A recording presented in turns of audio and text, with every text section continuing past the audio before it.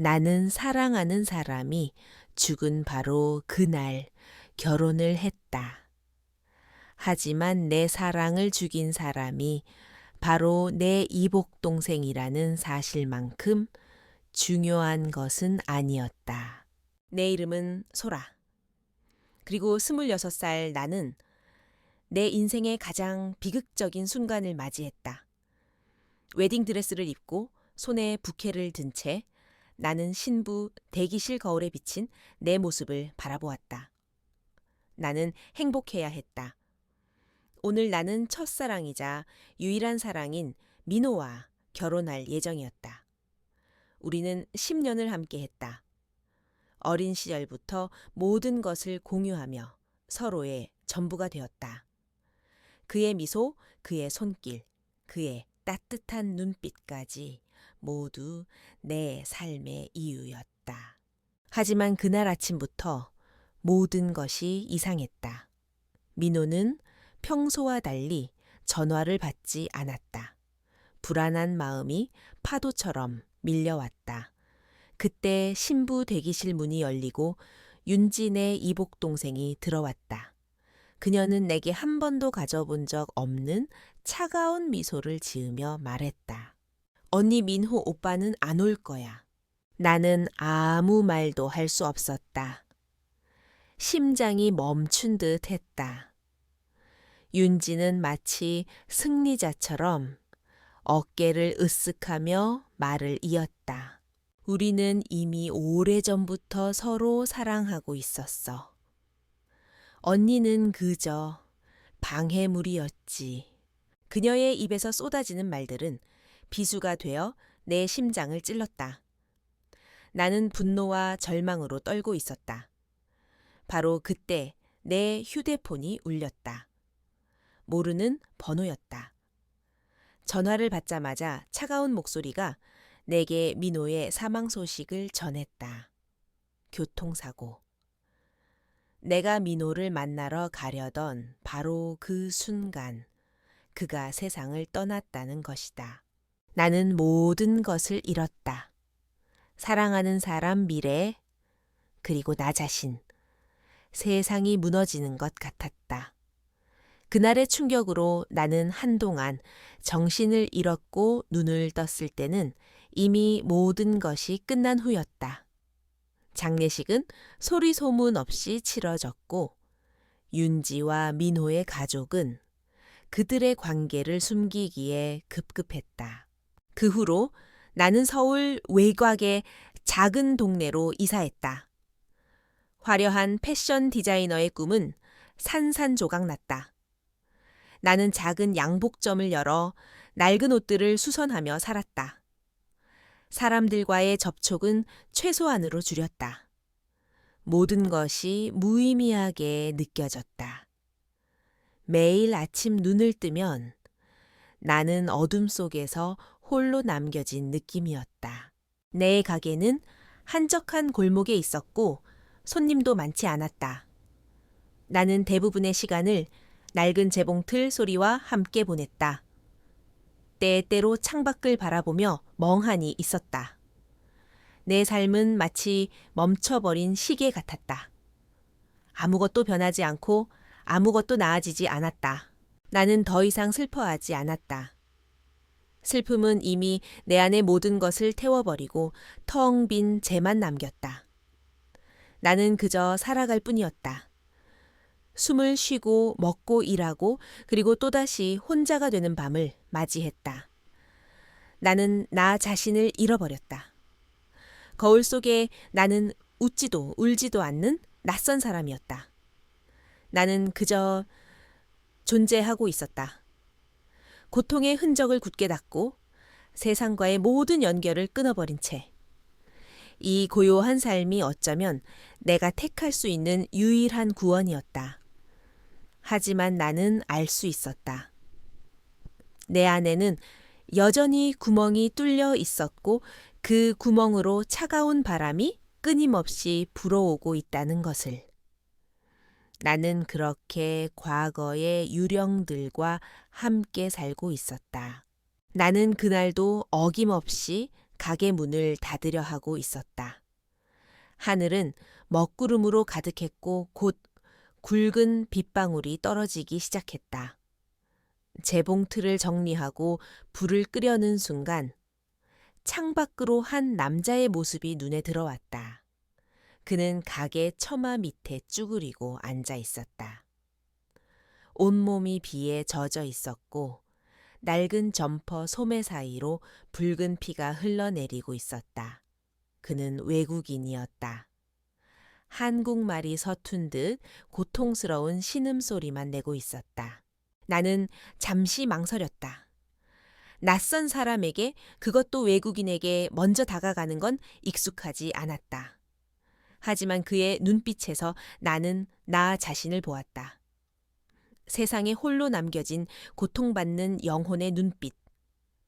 나는 그날의 비처럼 차갑게 식어버린 마음속 깊은 곳에서 희미한 연민을 느꼈다. 나는 문을 열고 조심스럽게 다가갔다.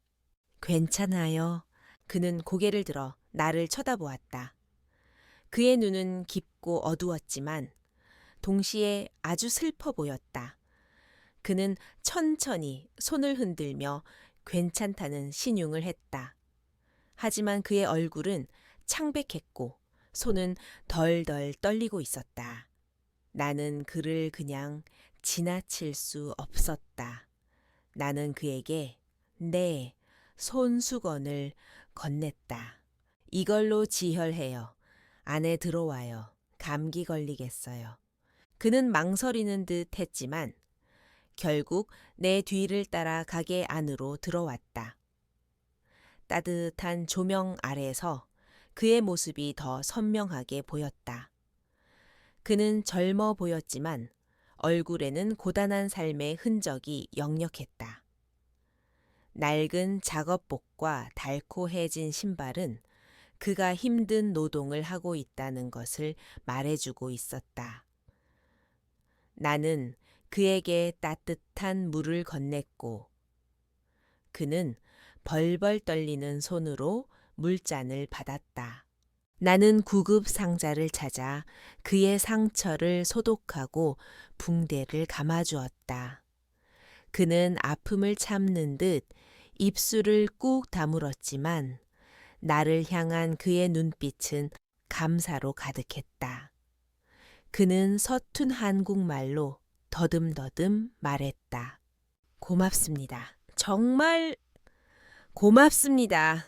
그의 목소리는 낮고 부드러웠다. 나는 그의 상처를 보며 조심스럽게 물었다. 어떻게 된 거예요? 그는 잠시 망설이다가 말했다. 공사장에서 사고가 났습니다. 제가 실수했어요. 그는 더 이상 말을 잇지 못하고 고개를 숙였다. 나는 더 이상 묻지 않았다. 그는 잠시 가게에 앉아 몸을 녹였다. 우리는 아무 말 없이 앉아 있었다.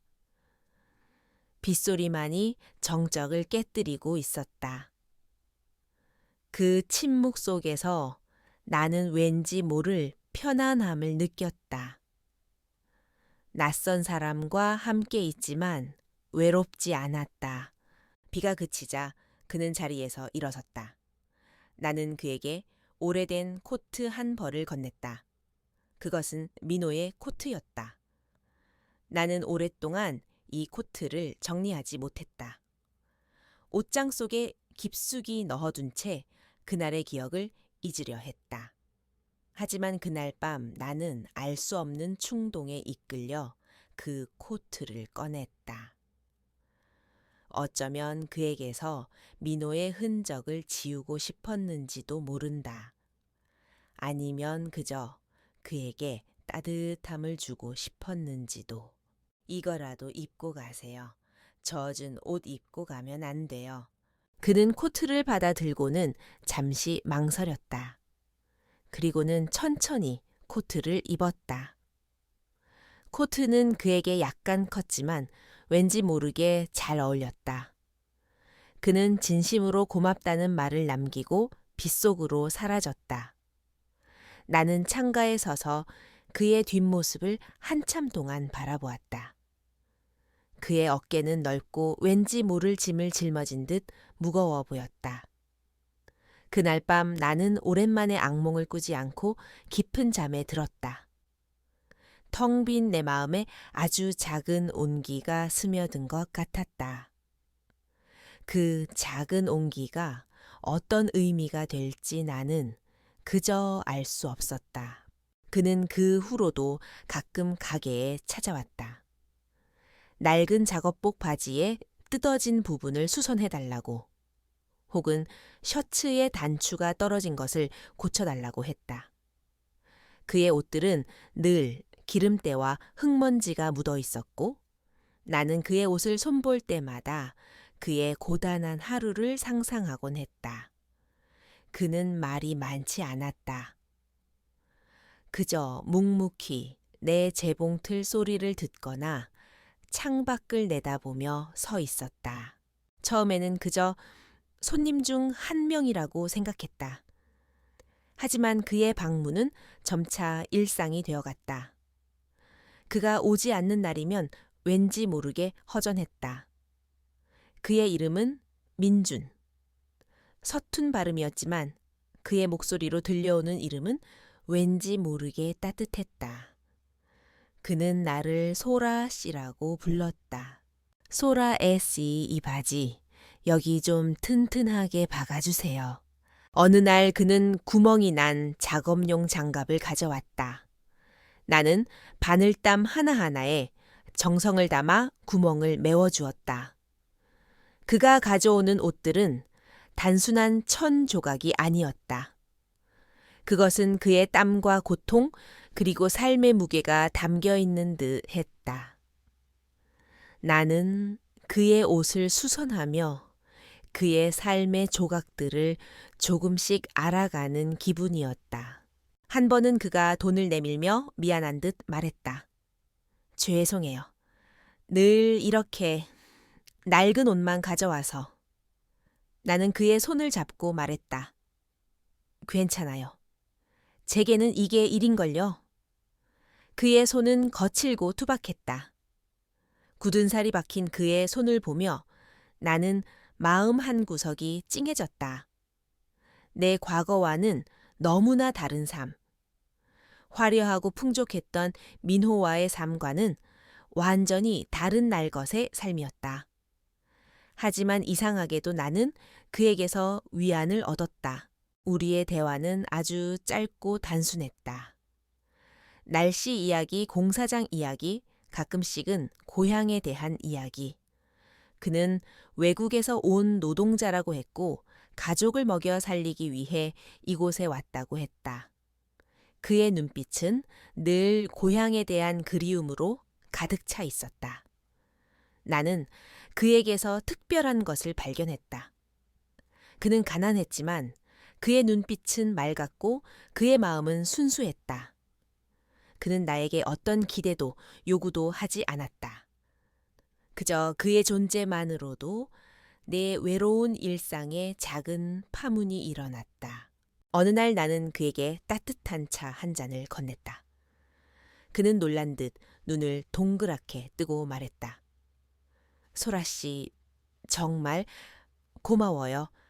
그의 말 한마디는 나에게 큰 울림을 주었다.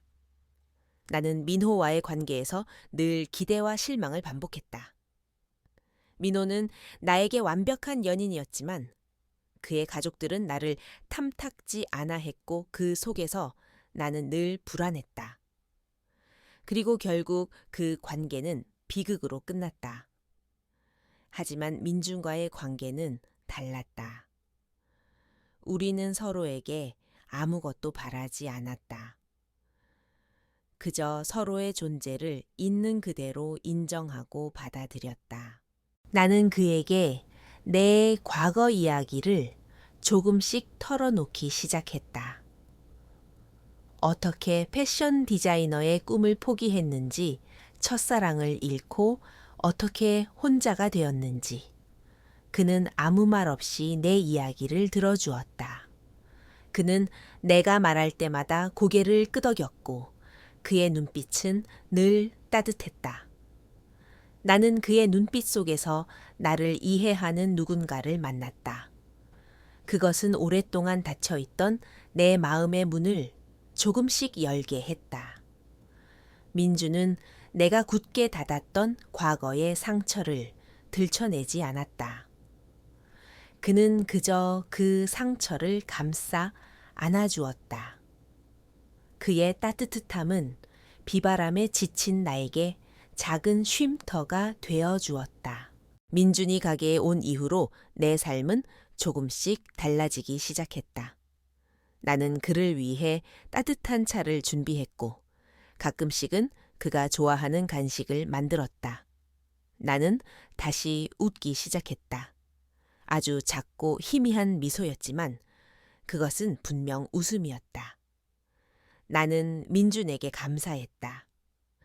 그는 아무것도 모르는 채 나를 구원하고 있었다. 나는 그가 단지 낡은 옷을 수선하러 오는 손님이라고 생각했다. 하지만 그는 내 삶의 텅 빈 공간을 채워주는 예상치 못한 구원자였다. 나의 삶의 작은 평화는 오래가지 못했다. 어느 날 오후 가게 문이 열리고 낯선 발소리가 들렸다.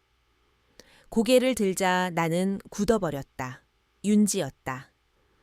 그녀는 여전히 화려했고 그때의 차가운 미소를 머금고 있었다.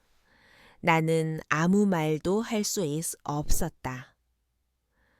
그녀가 왜 이곳에 왔는지 무엇을 원하는지 알 수 없었지만 나는 본능적으로 불안했다. 연이 잘 지내? 그녀의 목소리는 너무나 태연했다. 마치 아무 일도 없었다는 듯. 나는 그녀의 말에 대답하지 않고 다시 재봉틀에 시선을 고정했다. 나는 그녀를 무시하고 싶었다. 그녀의 존재 자체가 나에게는 고통이었으니까. 하지만 그녀는 멈추지 않았다. 연니 민호 오빠가 사실은 언니를 정말 사랑했어.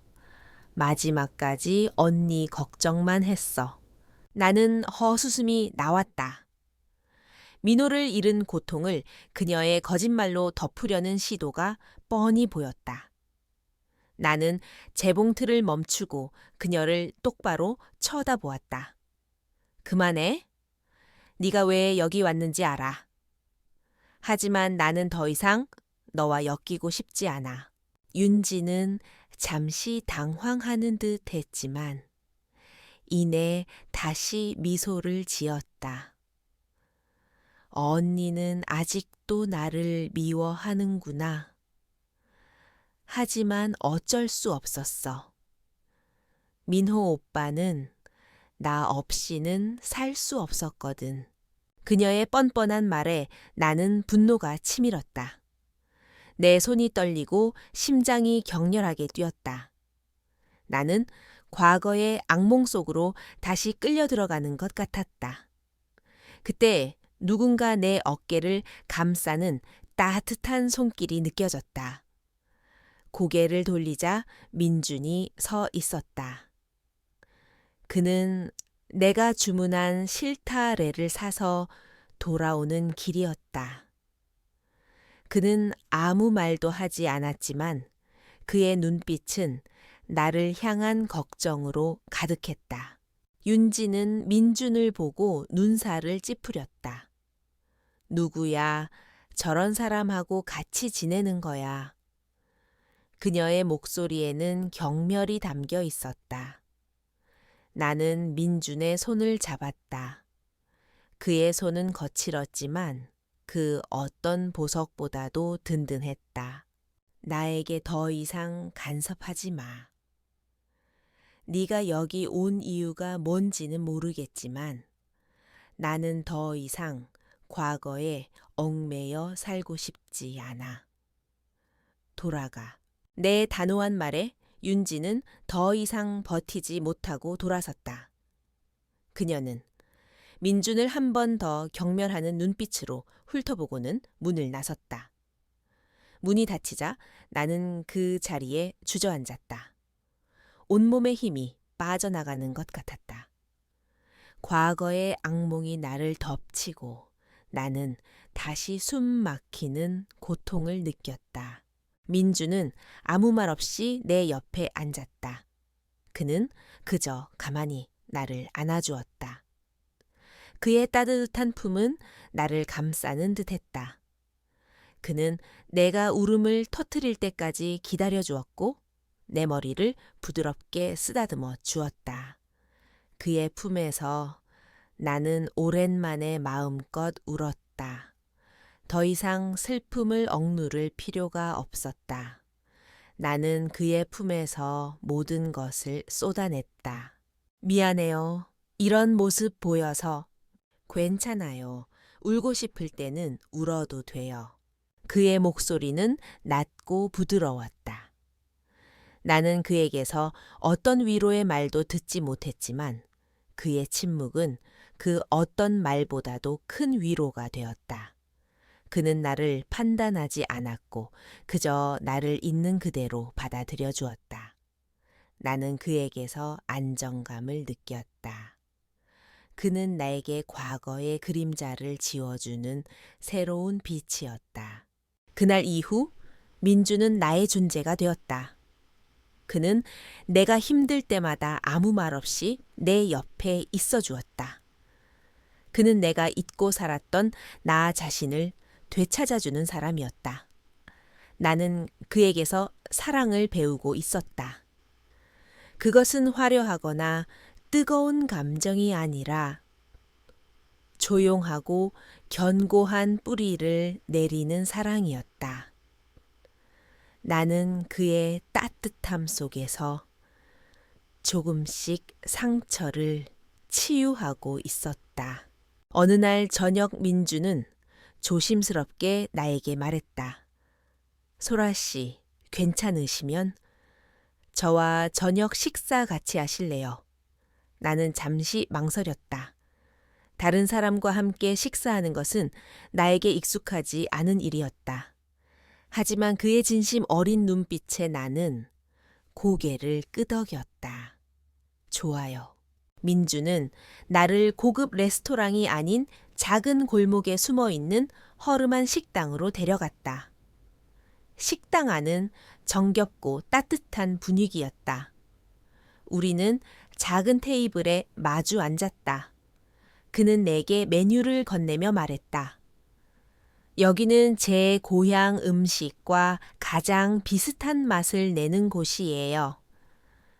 제가 아주 힘들 때 여기서 밥을 먹곤 했어요. 나는 그가 주문한 음식을 먹으며 왠지 모를 편안함을 느꼈다. 낯선 음식이었지만 그의 따뜻한 마음이 담겨 있어서인지 맛있게 느껴졌다. 우리는 그날 많은 이야기를 나누었다. 그는 가족과의 갈등 때문에 고향을 떠나야 했던 이유를 털어놓았다. 아버지는 저에게 원하지 않는 삶을 살라고 하셨어요. 저는 제 스스로의 길을 찾고 싶었어요. 그래서 모든 것을 버리고 이곳으로 왔지요. 그의 눈빛은 외로움과 동시에 강한 의지로 빛나고 있었다. 나는 내 이야기를 털어놓았다. 저는 한때 모든 것을 가졌다고 생각했어요. 사랑하는 사람 꿈, 하지만 한순간에 모든 것을 잃었어요. 그리고 제 동생이 저를 배신했죠. 나는 목이 메어 더 이상 말을 잇지 못했다. 민주는 아무 말 없이 내 손을 잡았다. 그의 손은 따뜻하고 거칠었다. 괜찮아요. 소라 씨, 당신은 혼자가 아니에요. 그의 말에 나는 눈물이 핑 돌았다. 나는 오랫동안 혼자였다. 내 고통을 이해해 줄 사람도 내 옆에 있어 줄 사람도 없었다. 하지만 민주는 달랐다. 그는 내 상처를 보았지만 나를 동정하지 않았다. 그는 그저 나를 있는 그대로 받아주었다. 식사를 마치고 우리는 함께 걸었다. 밤하늘에는 별이 가득했다. 민주는 갑자기 걸음을 멈추고 주머니에서 무언가를 꺼냈다. 그것은 투박한 구리선으로 만든 반지였다. 이거, 제가 직접 만들었어요. 서툴지만 제 마음이에요. 나는 반지를 받아들고는 말을 잃었다. 반지는 보석으로 치장되지 않았지만 세상의 어떤 다이아몬드보다 빛나 보였다. 나는 그에게 물었다. 왜? 저한테 이걸 주는 거예요. 그는 내 손을 잡고 부드럽게 말했다. 소라 씨의 손은 예쁘니까요. 그리고 당신은 혼자가 아니라는 걸 기억해 주셨으면 해서요. 그의 말은 내 마음속 깊은 곳까지 울렸다. 그의 진심이 느껴졌다. 나는 더 이상 과거에 얽매일 필요가 없었다. 나는 민준과 함께라면 새로운 시작을 할 수 있을 것 같았다. 그날 밤 나는 반지를 끼고 잠이 들었다. 차가웠던 내 손가락에 그의 온기가 남아있는 것 같았다. 나는 그의 존재가 내 삶에 얼마나 큰 의미인지 깨달았다. 그는 내게 단순한 손님이 아니었다. 그는 나를 다시 세상으로 이끌어주는 구원자였다. 그리고 나는 그에게서 새로운 삶을 시작할 용기를 얻었다. 그의 존재는 내 삶의 빈 공간을 가득 채우는 따뜻한 빛이었다. 행복은 늘 예상치 못한 순간에 찾아왔고 불행 또한 그러했다. 민준과의 관계가 깊어질수록 나는 점점 더 행복해졌다. 나는 다시 살아 숨 쉬는 것 같았다. 하지만 세상은 우리의 행복을 그냥 내버려 두지 않았다. 어느 날 민호와 함께 일했던 옛 동료가 내 가게를 찾아왔다. 그녀는 민준을 보고 눈이 동그래졌다. 소라 저 사람 어디서 본 것 같은데 혹시 민준 씨 아니야? 나는 그녀의 말에 심장이 덜컥 내려앉았다. 민준 네가 어떻게 알아? 민준이라니? 그게 본명이 아니었어, 소라. 너 혹시 모르고 있었어? 저 사람 DK그룹 회장님 막내 아들이잖아. 지금은 미국 지사 대표로 나가 있다고 들었는데 요즘은 여기서 이런 일을 하고 있네. 나는 그녀의 말이 무슨 뜻인지 이해할 수 없었다. DK그룹은 한국에서 가장 큰 대기업 중 하나였다. 회장의 막내 아들이라고 말도 안 되는 소리였다. 그는 그저 고단한 삶을 살아가는 외국인 노동자일 뿐이었다. 나는 그녀의 말이 거짓말이라고 생각하며 웃어 넘기려 했다. 하지만 그녀의 눈빛은 진지했다. 소라 정신 차려. 저 사람 분명 뭔가 숨기는 게 있을 거야. 너를 가지고 노는 걸 수도 있어.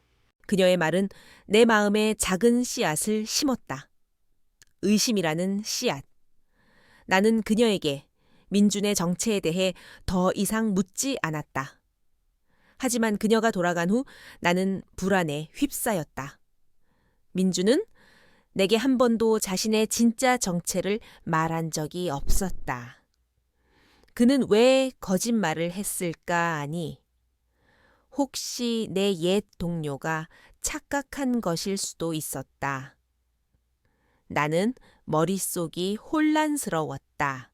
그날 저녁 민준이 가게에 왔다. 나는 그에게 차를 건네며 조심스럽게 물었다. 민준 씨, 혹시 가족들이 많이 부유한가요? 그는 잠시 놀란 듯 했지만 이내 담담하게 말했다. 부모님은 돈이 많으세요. 나는 더 이상 묻지 못했다.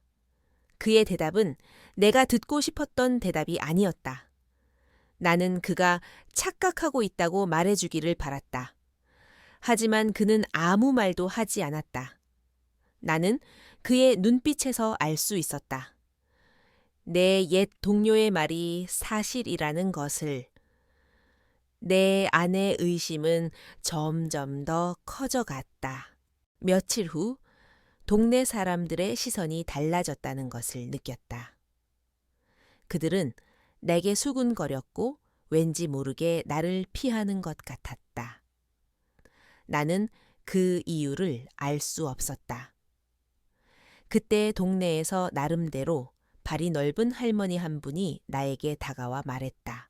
소라 시 세상 물정 좀 알고 살아.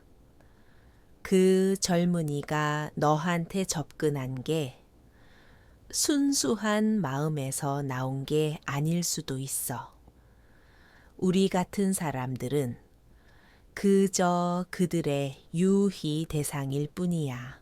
나는 그 말에 충격을 받았다. 사람들은 나를 돈을 노리고 민준에게 접근한 여자로 생각하고 있었다. 나는 억울했다. 나는 그의 돈이 아니라 그의 따뜻한 마음에 끌렸다. 하지만 그들의 눈에 비친 나는 그저 그런 사람이었다. 나는 민호와의 비극적인 이별 후 다시 한번 사람들의 입방에 오르내리는 존재가 되었다. 나는 민준을 피하기 시작했다.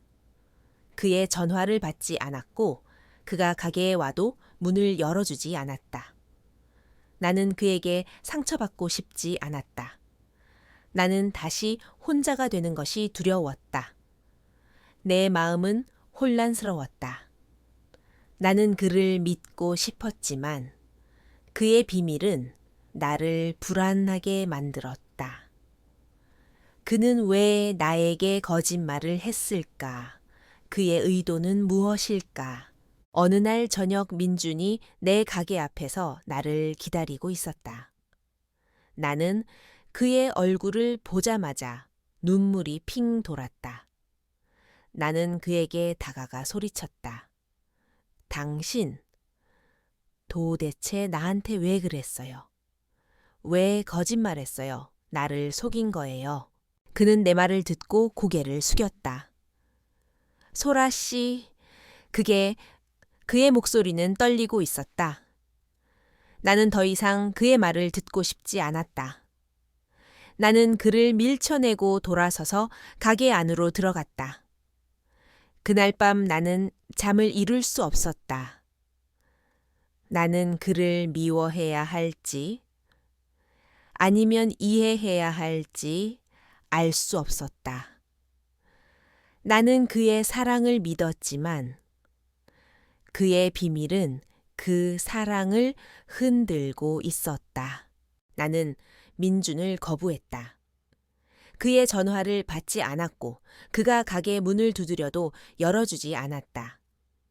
나는 그에게 상처받았고 동시에 두려웠다.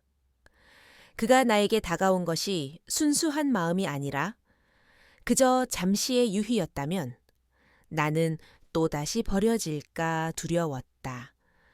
내 마음은 혼란스러웠고 나는 나 자신을 보호하기 위해 그와의 모든 연결을 끊어버렸다. 하지만 민주는 포기하지 않았다. 그는 매일 가게 앞에 찾아왔다. 묵묵히 서 있다가 내가 가게 안에서 그의 존재를 느낄 때까지 기다렸다. 나는 그를 외면하려 노력했지만 창밖으로 보이는 그의 뒷모습은 늘 내 마음을 아프게 했다. 그러던 어느 날 한 고급 승용차가 내 가게 앞에 멈춰 섰다. 차에서 내린 사람은 중년의 신사였다. 그는 위화압적인 분위기를 풍기며 내게 다가왔다. 민준의 아버지입니다. 그의 목소리는 차갑고 단호했다.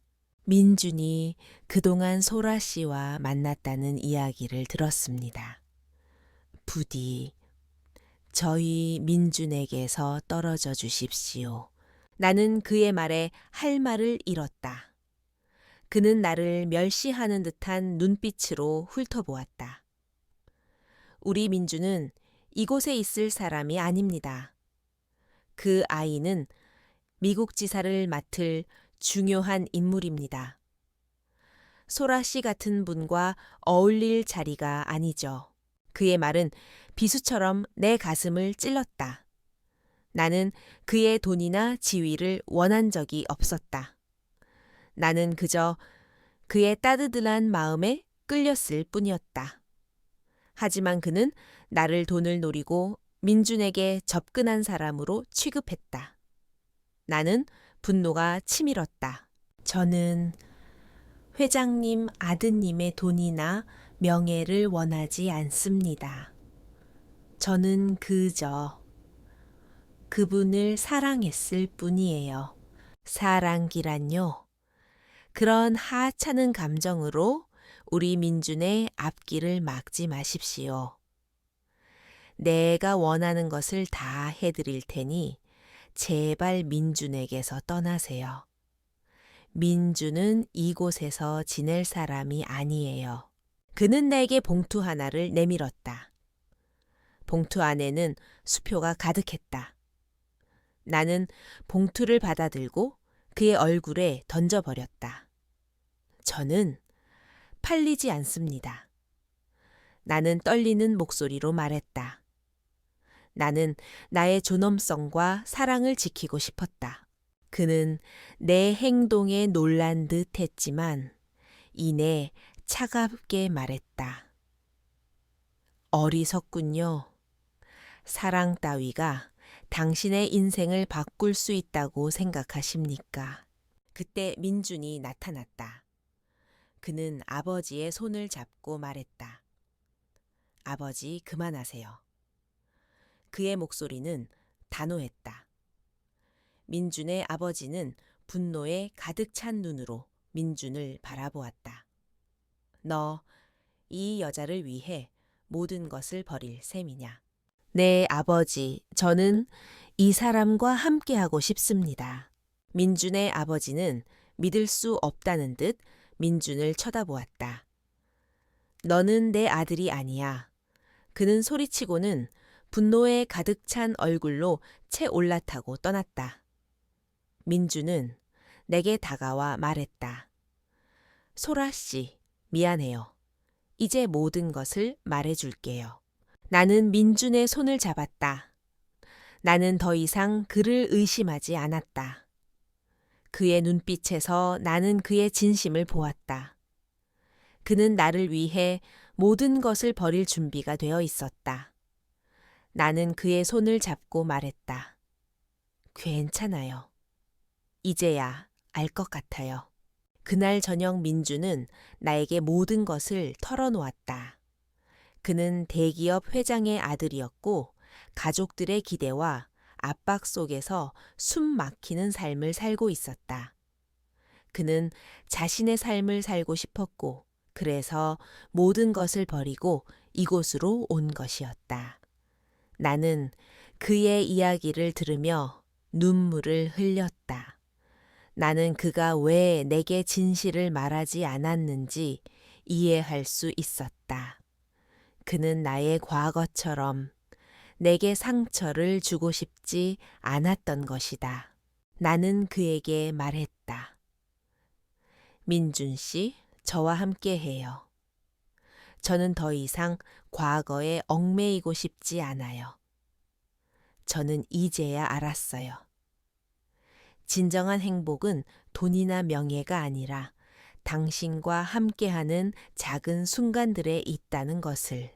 그는 내 손을 잡고 말했다. 고마워요, 소라 씨. 이제 당신의 상처를 제가 치유해 줄게요.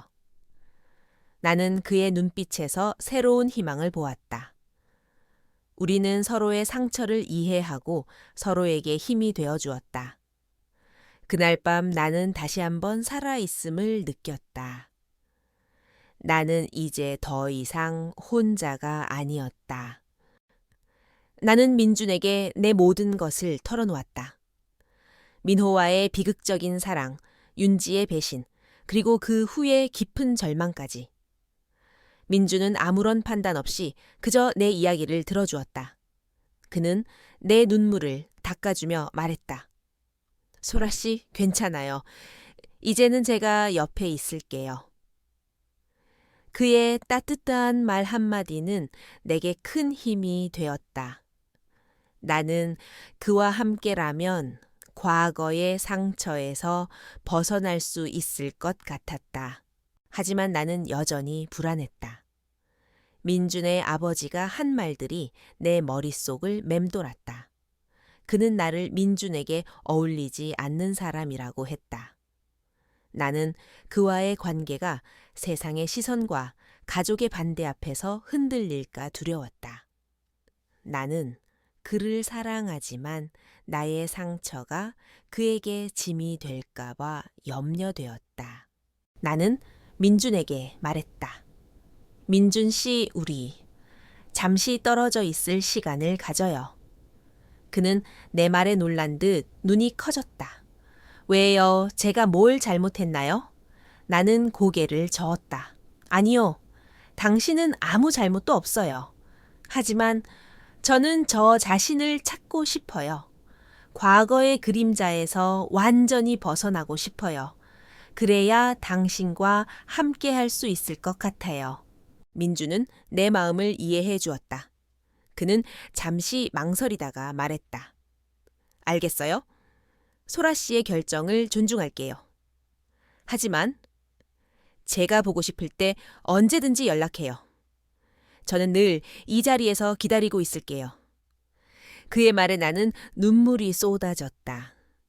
나는 그에게 진심으로 고마웠다. 나는 모든 것을 정리하고 고향으로 돌아왔다. 나는 어린 시절 내가 뛰놀던 작은 마을에 정착했다. 나는 다시 재봉틀을 꺼내 들었다. 하지만 이번에는 낡은 옷을 수선하는 것이 아니었다. 나는 내 마음이 이끄는 대로 내가 꿈꿨던 옷들을 디자인하고 만들었다. 나의 디자인에는 민호와의 사랑, 윤지의 배신, 그리고 민준과의 만남이 모두 담겨 있었다. 나는 천과 시를 통해 나의 감정을 표현했고 그것은 내게 큰 치유가 되었다. 나는 작은 옷가게를 열었다. 처음에는 손님이 많지 않았다. 하지만 나의 디자인은 사람들의 마음을 움직였다. 나의 옷들은 화려하지 않았지만 따뜻하고 진심이 담겨 있었다. 사람들은 나의 옷을 입고 따뜻함을 느꼈고 그들은 다시 나에게 돌아왔다. 나는 그들에게서 힘을 얻었다. 나는 더 이상 숨지 않았다. 나는 나 자신을 세상에 드러내기 시작했다. 나는 매일 아침 일찍 일어나 가게 문을 열고 밤늦게까지 옷을 만들었다. 나는 바쁘고 고단했지만 내 마음은 평화로웠다. 나는 과거의 아픔을 잊지 않았다. 하지만 그 아픔은 더 이상 나를 짓누르지 않았다. 그것은 내가 앞으로 나아갈 수 있는 원동력이 되었다. 어느 날 나는 창밖을 바라보다가 문득 민준이 생각났다. 그는 지금쯤 어디서 무엇을 하고 있을까? 그의 아버지와의 갈등은 잘 해결되었을까? 나는 그에게 전화하고 싶은 마음이 굴뚝 같았지만 나는 참았다. 나는 그에게 당당한 모습으로 돌아가고 싶었다. 과거의 상처를 극복하고 새로운 삶을 시작한 나 자신을 그에게 보여주고 싶었다. 나는 그가 나를 기다리고 있을 것이라고 믿었다. 그의 따뜻한 눈빛이 나를 이끌었다. 나는 이제 알 수 있었다. 나의 행복은 다른 사람에게서 오는 것이 아니라는 것을. 나의 행복은 내가 스스로 만들어가는 것이었다. 나는 이제 더 이상 누군가의 사랑에 기대어 살지 않았다. 나는 내 스스로의 힘으로 서는 법을 배웠다. 그리고 나는 그 사실에 진심으로 감사했다. 계절이 여러 번 바뀌었다. 나는 옷가게를 운영하며 바쁜 나날을 보냈고 내 삶은 평온했다. 나는 더 이상 과거에 얽매이지 않았다. 하지만 내 마음 한구석에는 늘 민준의 빈자리가 있었다. 나는 그가 없는 삶에 익숙해졌지만 그의 따뜻한 눈빛과 거친 손이 그리웠다. 어느 맑은 가을날 오후 가게 문이 열리고 누군가 들어왔다. 고개를 들자 나는 숨을 멈췄다. 민준이었다. 그는 예전의 낡은 작업복이 아닌 깔끔한 정장 차림이었다. 하지만 그의 눈빛은 여전히 내가 기억하는 그대로였다. 따뜻하고 깊고 슬픔이 담겨 있는 듯한 눈빛. 소라 씨, 정말 고마워요. 그의 첫 마디는 고맙다는 말이었다. 나는 눈물이 핑 돌았다. 고맙다니. 제가 뭘 했다고. 그는 미소를 지으며 말했다. 소라 씨 덕분에 제가 제 자신을 찾았어요. 아버지를 설득했고 저의 길을 가기로 했어요. 아버지도 결국 저의 결정을 존중해 주셨어요. 그리고 저는 이제야 자유로워졌어요. 그는 더 이상 대기업 회장의 아들이 아니었다. 그는 그저 민준이었다. 나의 민준. 그는 나에게 다가와 말했다. 소라 씨, 이제 제가 당신의 옆에 있어도 될까요? 나는 말 대신 그를 꼭 안아주었다. 그의 품은 내가 기억하는 그대로였다. 따뜻하고 견고하고 나를 안심시켜주는. 우리는 아무 말 없이 서로를 안고 서 있었다. 그 순간 나는 우리가 얼마나 많은 것을 함께 이겨냈는지 깨달았다. 우리는 서로의 상처를 이해했고 서로에게 힘이 되어 주었다. 민주는 더 이상 힘든 노동을 하지 않았다. 그는 나에게 자신의 새로운 꿈에 대해 이야기해 주었다.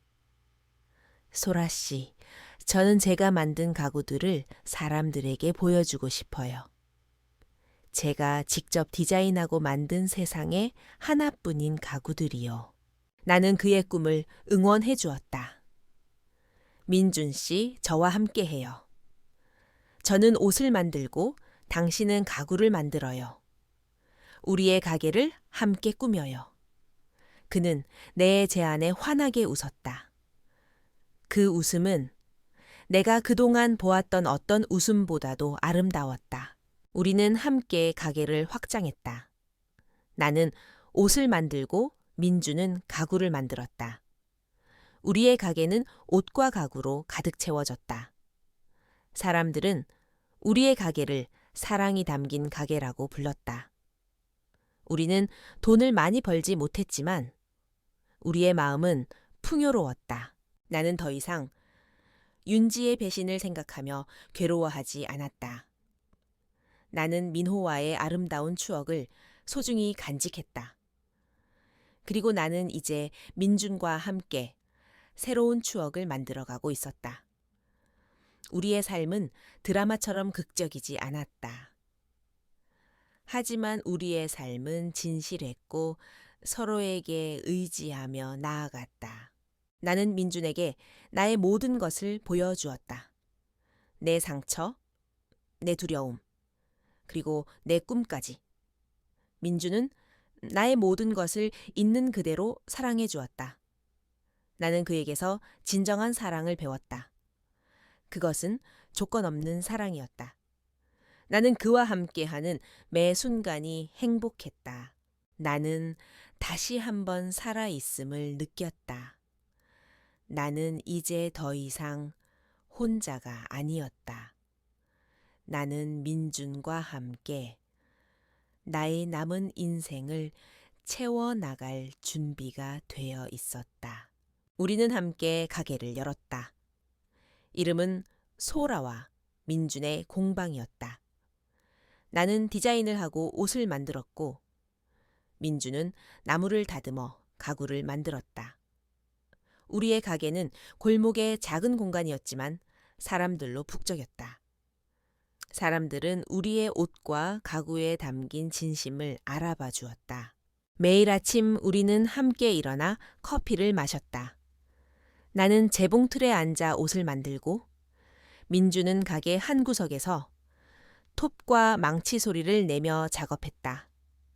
그의 손은 늘 나무 가루와 톱밥으로 더럽혀져 있었지만 나는 그의 손이 세상에서 가장 아름답다고 생각했다.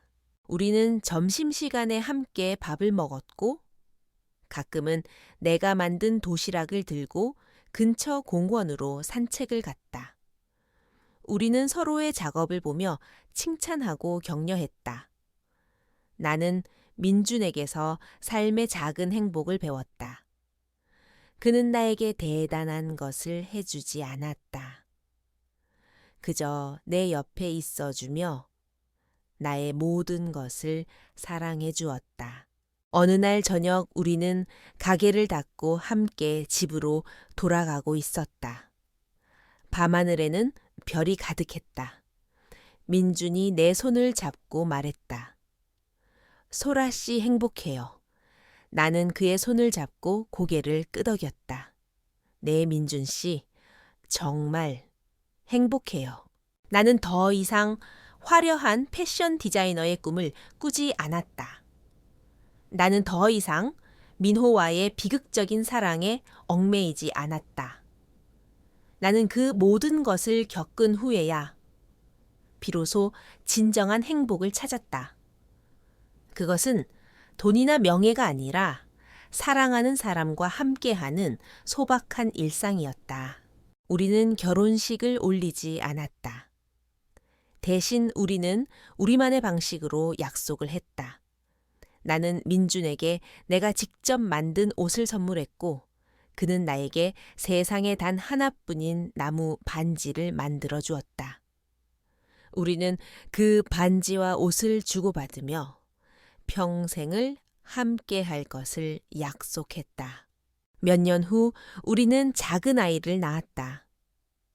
아이의 이름은 사랑이었다. 우리의 아이는 우리의 사랑의 결실이었다. 아이가 태어난 후 우리의 삶은 더욱 풍요로워졌다. 우리는 아이와 함께 웃고 울고 삶의 모든 순간을 함께 했다. 나는 이제 완벽한 행복을 찾았다. 나의 삶은 더 이상 텅 비어 있지 않았다. 나의 삶은 사랑과 희망으로 가득 찼다. 나는 민준에게 진심으로 고마웠다. 그는 내가 절망의 늪에서 허우적거릴 때 내게 손을 내밀어준 구원자였다. 그는 나에게 새로운 삶을 선물해 주었다. 우리는 함께 나이가 들어갔다. 우리는 서로의 주름을 보며 웃었고 서로의 흰머리를 보며 행복해 했다. 우리는 함께 늙어가는 것이 축복이라는 것을 알았다. 우리는 서로에게서 삶의 의미를 찾았고 서로에게서 영원한 사랑을 발견했다. 우리의 이야기는 특별하지 않다. 그저 세상 어딘가에서 흔히 볼 수 있는 평범한 이야기다. 하지만 나는 우리의 이야기가 가장 아름다운 이야기라고 믿는다. 우리의 이야기는 비극에서 시작했지만 구원으로 끝났다. 그것은 사랑이 모든 것을 치유할 수 있다는 것을 보여주는 이야기였다. 그리고 나는 이제야 알았다. 진정한 사랑은 모든 것을 이겨낼 수 있다는 것을